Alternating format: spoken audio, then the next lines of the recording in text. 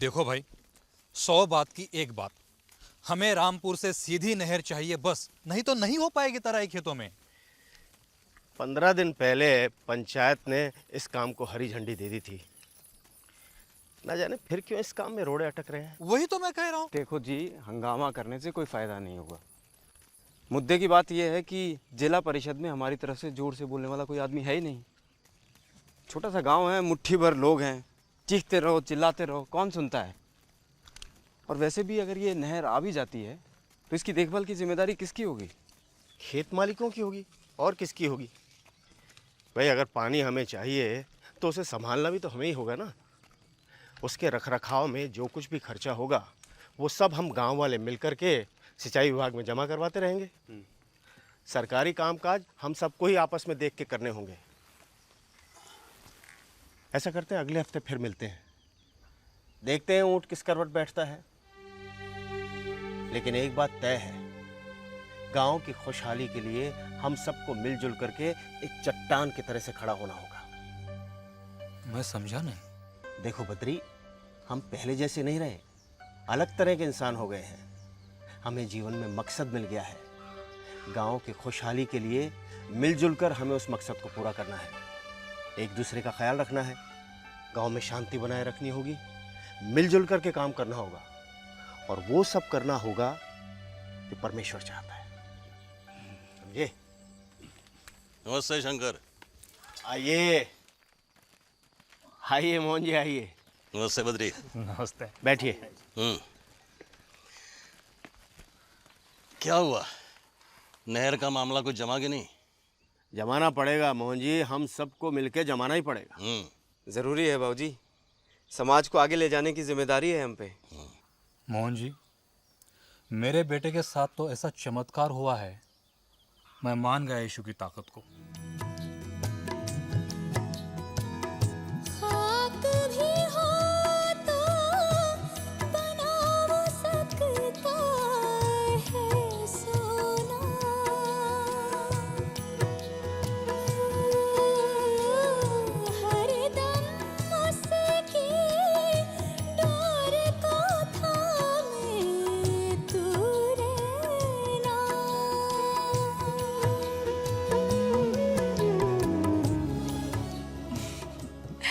चमत्कार हो ही गया बस, प्रताप बिल्कुल ठीक हो गया। लक्ष्मी, हम सबको बहुत खुशी है, ऊपर वाले ने हमारी प्रार्थना सुन ली।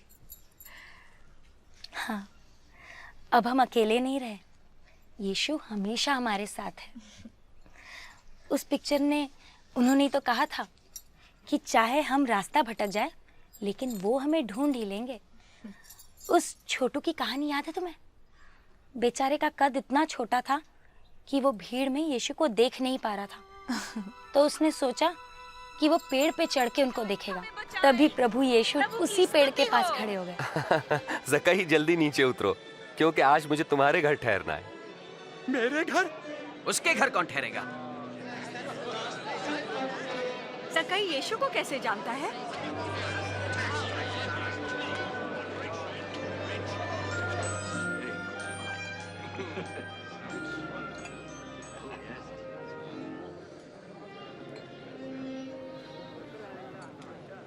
सुनो, मैं अपनी संपत्ति का आधा भाग गरीबों को दे दूंगा। अगर मैंने किसी को ठगा है तो मैं उसे 4 गुना लौटा दूंगा।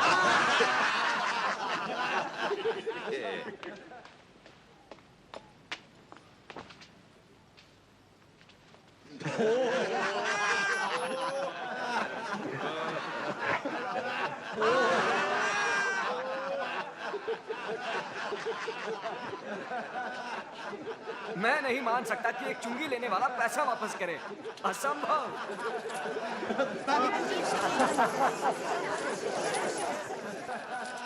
आज इस घर में मुक्ति आई है। यीशु ने कहा है, प्रभु की बानी सुन के चलने में ही बुद्धिमानी है। उसकी कही बात पे चलना मतलब पत्थर की मजबूत नींव पे मकान बनाना, जिसे ना तो कोई तूफान हिला सकता है, ना ही बाढ़ का पानी। ईश्वर की कही अनसुनी करके क्या होगा?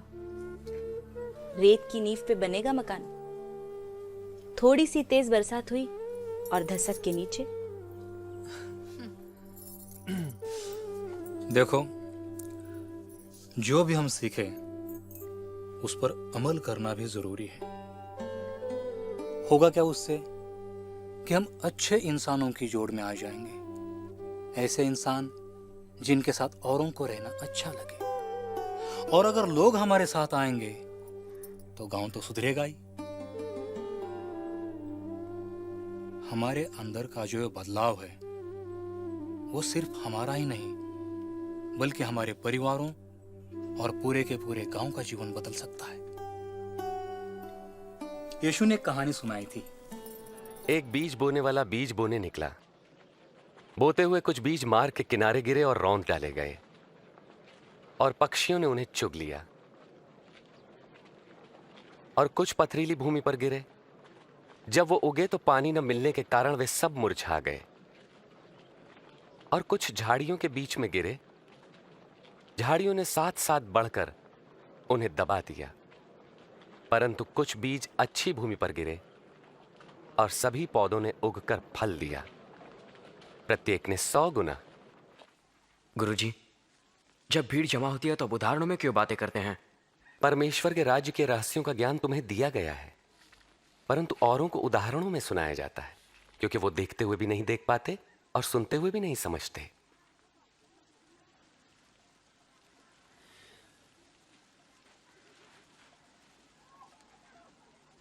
इस उदाहरण का अर्थ यह है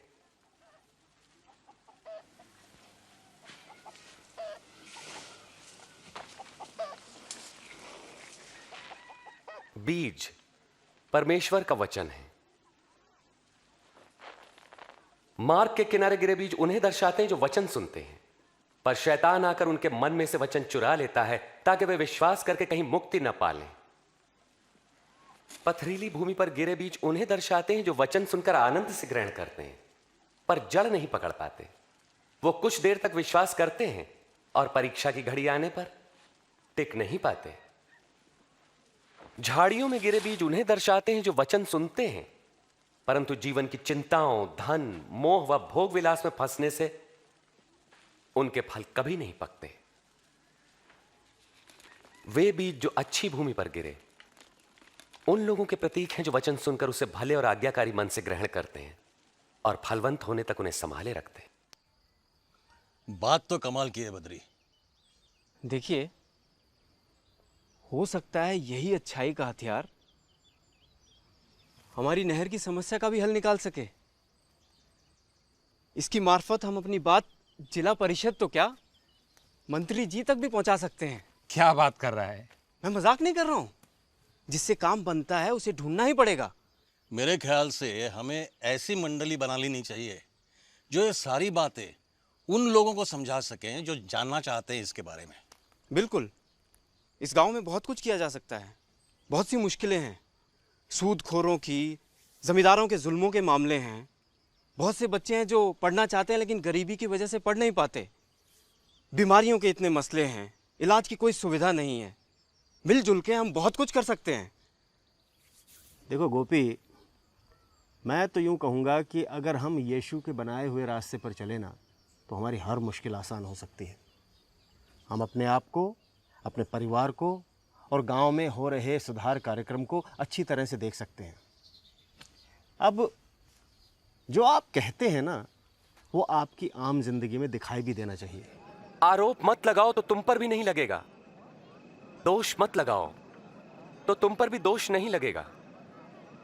क्षमा करो तो तुम्हें भी क्षमा मिलेगी। सुखी हैं वो लोग जो नम्रता से जीते हैं। यीशु ने कहा है कि ऐसे लोग परमेश्वर के राज के हकदार बनेंगे। अपने लिए अपनी जिम्मेदारी उठाना और जिंदगी को नम्रता से गुजारना बहुत जरूरी है। यीशु का वादा है, जो दुख के मारे हैं और आंसुओं में गुजारा करते हैं, परमेश्वर उन्हें आराम देगा। हमें उन पर भी तरस खाना चाहिए जो हमारे गांव में नहीं रहते हैं या वो जो हम पर जुल्म करते हैं। अगर हम शांति बनाए रहें तो हमारी भलाई होगी और हम भी परमेश्वर के बच्चे कहलाएंगे। और अब अपने आप को यीशु मसीह के चेले समझकर आगे के बारे में सोचना होगा। मैंने तो तय कर लिया है कि मैं इस गांव के लोगों को कर्जे के दलदल से बचा कर रहूंगा। सरकार ने शहरों में ऐसी बहुत सी संस्थाएं बना रखी हैं जहां से किसानों को अपनी जमीन खरीदने के लिए बिना ब्याज के कर्जा मिलता है। हम सब वहां से पैसा उठाकर कम से कम जमींदारों और सूदखोरों के चुंगल से तो बच सकते हैं। हमारे मवेशी और हमारे खेत फिर से हमारे हो जाएंगे। गोपी, गांव का कोई भी आदमी किसी भी तकलीफ या परेशानी में हो ना, तो सबसे पहले हमें उसकी मदद के लिए पहुंचना चाहिए। हमसे जो कुछ भी बन पड़े उसके लिए करना चाहिए। तभी तो हम एक अच्छे इंसान और अच्छे पड़ोसी कहलाएंगे। अच्छा पड़ोसी क्या होता है जानते हो? बहुत से लोगों ने यही सवाल यीशु मसीह से भी किया था। मेरा पड़ोसी कौन है? वे सैनिक तो नहीं? क्या राजा होगा? एक बार एक मनुष्य यरूशलेम से यरीहो जा रहा था। तब डाकुओं ने हमला किया और लूटकर उसे अधमरा छोड़कर चले गए। तब एक धर्मगुरु वहां से गुजरा और उसे देखकर वहां से कतरा कर चला गया। इसी प्रकार एक पुरोहित भी वहां से निकला, पास आया, उस व्यक्ति को देखा और मुंह फेर कर चला गया। परंतु एक दलित ने मार्ग से गुजरते समय उस घायल मनुष्य को देखा और उसका हृदय दया से भर गया। उसने घायल के पास जाकर घावों को साफ किया, फिर उसे अपनी सवारी पर बैठाकर वो एक सराय में ले गया जहां उसकी सेवा टहल की। दूसरे दिन मालिक को कुछ रुपए देकर उसकी देखभाल करने को कहा और कहा, जो कुछ खर्च आएगा मैं लौटने पर तुम्हें दे दूंगा। इन तीनों में से किसने डाकुओं द्वारा लुटे व्यक्ति से अच्छे पड़ोसी का फर्ज निभाया? जिसने उस पर दया की। फिर तुम भी यही करो। नादानी में अपने दुश्मन बना लिए मैंने पड़ोस के गांव में। कब से एक दूसरे का काम बिगाड़ने में लगे हुए हैं हम दोनों। लेकिन अब मैं जाऊंगा इनके पास, माफी मांगूंगा, विश्वास दिलाऊंगा कि अब मेरे मन में कोई बैर भाव नहीं रहा। साबित भी करूंगा। आसान नहीं है, मगर करके रहूंगा मैं। यही एक तरीका है जीने का। पर मैं तुम लोगों से कहता हूं, शत्रुओं से प्रेम रखो, घृणा करने वालों का भला करो, जो श्राप दे उन्हें आशीष दो, बुरा करने वालों के लिए प्रार्थना करो।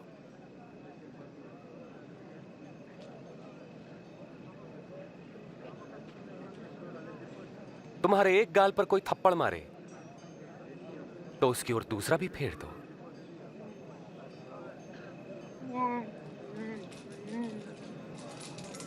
कोई तुम्हारा अंगर खा ले तो अपनी कमीज भी उसे दे दो। किसी भी मांगने वालों को मना मत करो। यदि कोई तुम्हारी वस्तु ले ले तो उसे वापस मत मांगो।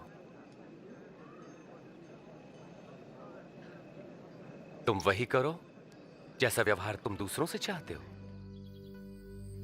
इन सब से हम वाकई बदल जाएंगे। जितना हम जानते हैं, अगर उसका इस्तेमाल हमें भलाई के लिए करना आ गया तो ऊपर वाला और देगा। हालात को कसूरवार बताने की बजाय हम इन्हीं हालात में बेहतरीन करके दिखाएं। मजा तो उसी में है। भाई वाह गोपी, तुमने ये जो बीड़ा उठाया है ना, मैं हमेशा इसमें तुम्हारे साथ हूँ। बद्री को भी तो देखो, कितनी अच्छी शुरुआत की है। अपने घर के दरवाजे सत्संग के लिए और लोगों को धर्म की बातें बताने के लिए खोल दिए।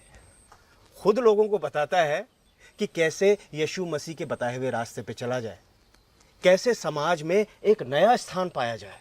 ये सब इतना आसान नहीं है। इस सब में हमें इसका हाथ बटाना होगा। बिल्कुल, हम लोग कर्जा उतारने वाले काम पे लग जाते हैं। गांव में एक अच्छे डॉक्टर की भी ज़रूरत है, जो यहाँ कम से कम हफ्ते में एक बार तो आए। बच्चों की पढ़ाई भी बहुत ज़रूरी है, उसके लिए भी हमें सही लोगों से बात करनी चाहिए। बिल्कुल भाई, जिन्होंने ये यीशु मसीह वाली पिक्चर दिखाई है उन्हीं से सलाह लेते हैं। उन्हें तो कोई रास्ता पता होगा, वही हमें बता देंगे। क्यों नहीं?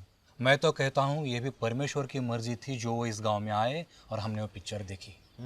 उसकी वजह से तो इतना कुछ बदल रहा है। अब यीशु की मर्जी होगी तो उन्हीं के मार्फत सारे दूसरे कामों का भी रास्ता मिल जाएगा। अब इतना विश्वास तो ज़रूर हो गया है कि हम अकेले नहीं हैं। यीशु का हाथ है हमारे ऊपर और अब कोई काम रुकेगा नहीं। देखना।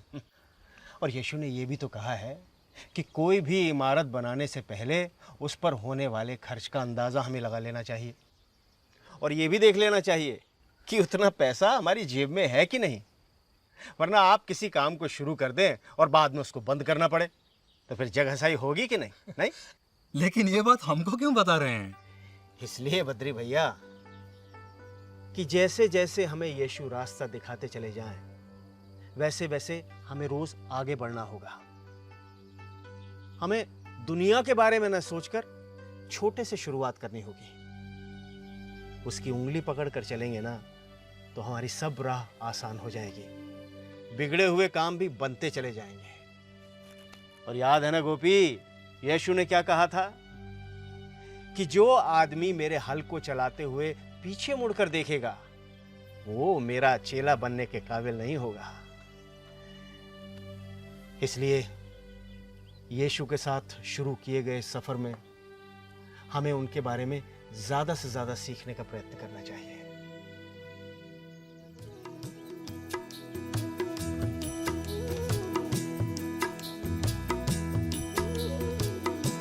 थाम के उंगली उसकी अब तो चलना है।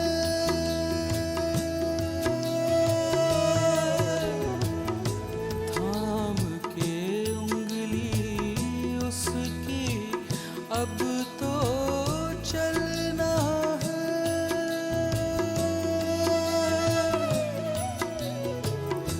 मिलजुल के बंदों को जग में रहना है।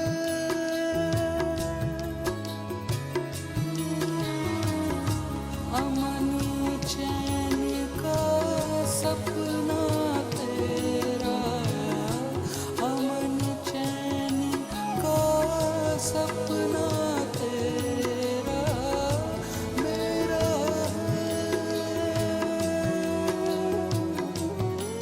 दुनिया की हर रंगत उसका चेहरा है, अपनी तो हर सांस उसका डेरा